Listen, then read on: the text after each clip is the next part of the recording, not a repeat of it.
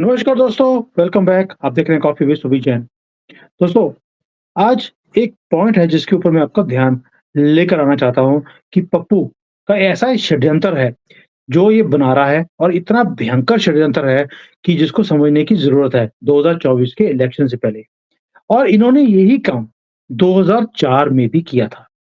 अब आपको 2004 का जो इलेक्शंस है, जो वाजपेयी जी हार गए थे, वो आपको याद होगा। वो परिणाम वाले दिन ऐसा झटका पूरे देश को लगा था, जो ना तो आप भूल सकते हो, ना मैं भूल सकता हूँ। हम सबको ये लगता था कि वाजपेयी जी ही जीतेंगे, लेकिन वो हार गए। इतना काम करने के बाद भी। और 10 साल हमने काला टाइम देखा है कांग्रेस का, रिमोट कंट्रोल की सरकार, और ये पोल डांसर ने सारे देश को पोल के ऊपर नचा के रख दिया था। और सारे ओपिनियन पोल 2004 में एक ही बात बोलते थे, जो आज भी बोलते हैं। सारे सर्वे, सारे राजनीति के जो पंडित हैं, वो एक ही बात बोलते थे कि वाजपेयी जी का कोई अल्टरनेटिव देश के अंदर है ही नहीं। और ये जो इसको बोलते थे TINA, T I N A, there is no alternate to Vajpayee ji. और ये ऐसा फैक्टर की बात करते थे कि एक ही ये सभी ने एक ही बात बोलनी शुरू कर दी थी, वाजपेयी जी ही जीत कर निश्चित तौर पर आएँगे। अब आप इसको कंपेयर कीजिए आज के टाइम के साथ। आज भी एक ही बात बोलते हैं, मोदी के खिलाफ किसी की औकात नहीं है खड़े होने की। मोदी के खिलाफ कोई अल्टरनेट नहीं है। विपक्ष के पास कोई आदमी नहीं है, चेहरा नहीं है। ये आपस में लड़े हुए हैं। यही सारी बातें 2004 में भी इन्होंने करी थी। इसके साथ-साथ एक काम और किया था। वाजपेयी जी के खिलाफ इन्होंने कोई ना कोई फेक एजेंडे चलाने शुरू कर दिए थे, तहलका न्यूज़पेपर के थ्रू, जिसका खुलासा अभी हुआ है कि उन्हें ये काम करने के लिए बोला गया था, जबकि ऐसी कोई बात हुई ही नहीं थी कि वाजपेयी जी ने पैसे खाए थे या हमारी आर्मी के लोगों ने पैसे खाए थे। अब इन्होंने और एलिगेशन लगाए थे कांग्रेस की तरफ से। अभी आज की डेट पे भी वही स्टोरी दोबारा चल रही है।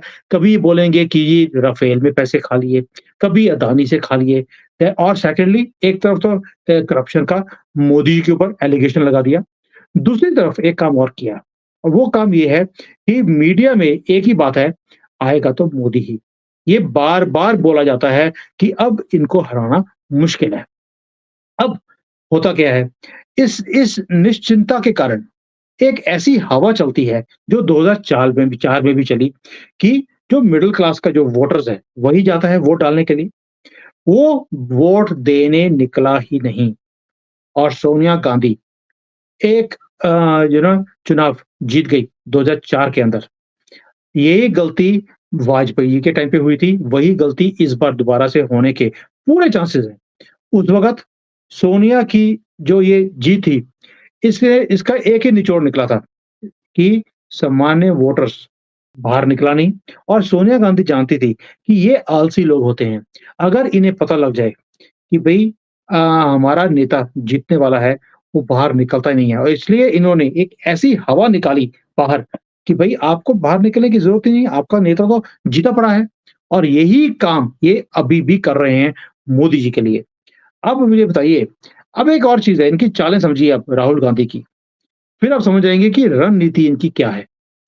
पहले इन्होंने बोला कि वाराणसी में प्रियंका वाड्रा वो खुद चुनाव लड़ेंगी मोदी के खिलाफ। ये इन्होंने खबर को फैला दिया। फिर जिस दिन मोदी जी का रोड शो था वाराणसी में, उससे 1 दिन पहले प्रियंका के पीछे हटने की घोषणा कांग्रेस ने कर दी। और ये दिखा दिया कि कांग्रेस मोदी से डरी हुई है, और एक ऐसा संदेश दिया वोटर्स को कि आएगा तो मोदी ही। अब ये क्या हुआ? इसके साथ-साथ इन्होंने क्या किया, जो पिछली बारी इनका जो नेता हारा था, अजय राय, उसको खड़ा कर दिया मोदी के खिलाफ, उसकी घोषणा कर दी। सपा है, बसपा है, इन्होंने भी काशी में जो मेयर के चुनाव हैं, उसमें हारे हुए उम्मीदवार को खड़ा कर दिया। आप देखते जाइए सारी इनका गेम प्लान कैसे चल रहा है। और जो मोदी विरोधी पत्रकार हैं, वो संजीव श्रीवास्तव हो, नलिनी सिंह हो, नीरजा चौधरी हो, या जो कांग्रेस के समर्थन के लोग हैं, सुमन रमन जैसे, ये अचानक एक ही बात बोल रहे हैं, मोदी की जीत तय है। और इसका इंडिकेशन उन्होंने बार-बार अपने वीडियोज़ में देना शुरू कर दिया। और जो कांग्रेस के भी वरिष्ठ नेता हैं और जो गांधी परिवार के करीबी हैं, सैम पित्रोदा, उन्होंने भी पी चिदम्बरम की फ़ेवर में बोलने वाले लोग, इन्होंने भी बोलना शुरू कर दिया कि भई प्रियंका गांधी को पीछे हटने की सलाह देनी शुरू कर दी और उसे पीछे हटने के लिए बोल दिया और साथ में स्टेटमेंट भी देनी शुरू कर दिए कि भई हम पीछे हट रहे हैं और इसके लिए कोई और कॉन्स्टिट्यूएंसी चूज़ की जाएगी। यानी कि ये संदेश देने की कोशिश कर रहे हैं कि प्रियंका और कांग्रेस मोदी से डरी हुई है क्योंकि मोदी ने जीत कर आना ही है। अब सवाल ये है कि क्या ये सब कुछ अचानक अपने आप हो रहा है या फिर कोई योजना के तहत ये सारे जो चुनावी रणनीति है, उसका ये पार्ट है, ताकि जो वोटर्स है, वो खुश हो जाए और वो खुशी-खुशी में वोट देने जाए ही नहीं। क्या ये वो प्लान नहीं है जो 2004 में भी ये सफल हो गए थे और ये प्लान सोनिया गांधी का खुद का बनाया हुआ था। पप्पू के तो बस की बात नहीं है प्लान्स को बनाना, ये सोनिया की चाल थी।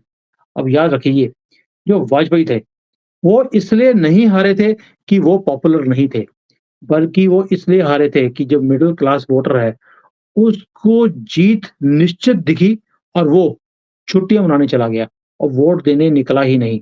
और जो मोमिन थे, उन्होंने अपना नेता चुन लिया, जिसका नाम था सोनिया गांधी।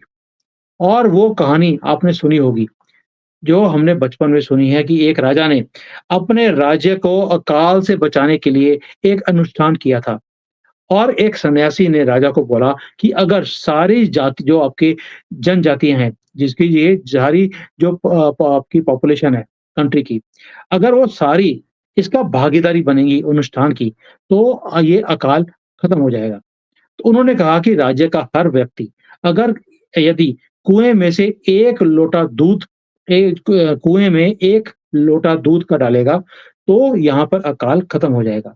तो राज्य में ये मैसेज पहुँचा दिया गया। अब सब लोगों ने सोचा कि सभी वहाँ पे दूध डालेंगे, मैं 1 लोटा पानी डाल देता हूँ, तो फ़र्क क्या पड़ेगा? किसी को क्या पता लगना है? और ये चीज़ सभी ने यही सोची और अल्टीमेटली हुआ क्या? कुएँ के अंदर दूध निकला ही नहीं, सिर्फ़ पानी निकला और वो अनुष्ठान विफल हो गया था। यही सोचकर कांग्रेस यही सोच पैदा भी कर रही है और ये पैदा करना भी चाहती है कि मोदी की सरकार तो निश्चित ही आएगी। फिर यदि एक आधे आदमी वहाँ पर वोट देने नहीं भी जाएगा, तो क्या फ़र्क पड़ता है? ये लोगों के दिमाग में ऑलरेडी आना शुरू कर दिया।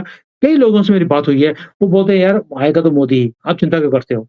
चिंता इसलिए है बिकॉज़ ये जो षड्यंत्र है, पप्पू का, पोल डांसर का, ये आप समझ नहीं पा रहे हो। ये ऐसा भयंकर षड्यंत्र है, जिसको आपको समझना पड़ेगा और ये भी जान लें कि मोदी की सरकार तो निश्चित तभी होगी, जब हम सब अपना-अपना वोट वहाँ पर खुद देने जाएँगे, घर से निकलेंगे और अपने दोस्तों को, परिवार वालों को, पड़ोसियों को भी साथ में लेकर जाएँगे। कहीं वो भी दूध की बजाय वो पानी का लोटा लेकर ना बैठ जाएँ कि बाकी जा रहे हैं, मुझे देने की जाने की ज़रूरत क्या है? आपको अपना-अपना 1 लोटा दूध इस यज्ञ में डालना ही पड़ेगा।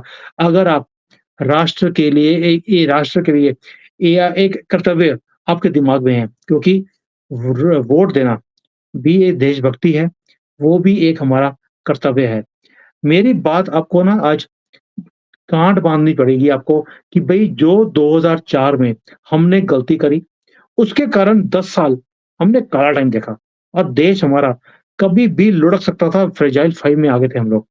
और ये देश का ये हाल था कि दुनिया ने जो सक्सेस स्टोरी थी भारत की, उसको सोचना ही बंद कर दिया, हमारी तरफ देखना बंद कर दिया और उन्हीं 10 सालों में चाइना 3 ट्रिलियन से 15-16 ट्रिलियन पे पहुँच गया। आप सोच के देखिए, जितना-जितना भारत को इन्होंने कमज़ोर किया, उतना ही इन्होंने कांग्रेस ने चाइना को शक्तिशाली बनाया और आज चाइना आँख में आँख डाल के बात करता है पूरी दुनिया के साथ। क्यों? क्योंकि वो नींव उसकी स्ट्रॉन्ग बन गई उस 10 सालों में। दोस्तों, ये जो षड्यंत्र है, ये इतना भयंकर है, इसको समझें और अपने आप को निश्चित करने से जो अपने दिमाग में अपने निश्चित कर लिया कि चिंता मत करो, आएगा तो मोदी ही। इस कीड़े को आपको बाहर निकालना पड़ेगा क्योंकि ये इतना बड़ा षड्यंत्र है, ऑपोज़िशन की तरफ से, स्पेशली कांग्रेस की तरफ से और हमारे लिब्रांडुओं की तरफ से। आपको राष्ट्रवादी जितने भी चैनल्स हैं, वो आपको आगाह करने के लिए लगे हुए हैं। मेरी और कितने चैनल वालों से बात होती है, सभी एक ही बात कर रहे हैं कि जो लोगों के दिमाग में ये बात आती जा रही है कि आएगा तो मोदी ही, इसे बाहर निकालने के लिए हम लोग काम कर रहे हैं और आप इस षड्यंत्र में फँस मत जाना, ये मेरी गुज़ारिश है। और अगले व्लॉग में मैं दोबारा बात करूँगा पप्पुओं के और षड्यंत्र की, जो ये रच रहे हैं या रचने वाले हैं। तब तक जय हिंद, वंदे मातरम, जय Shri Ram. Hi there. If you liked the video, please don't forget to smash the like button, subscribe to our channel, and activate the bell icon so that you receive all notifications whenever we upload a new video. Thanks for watching.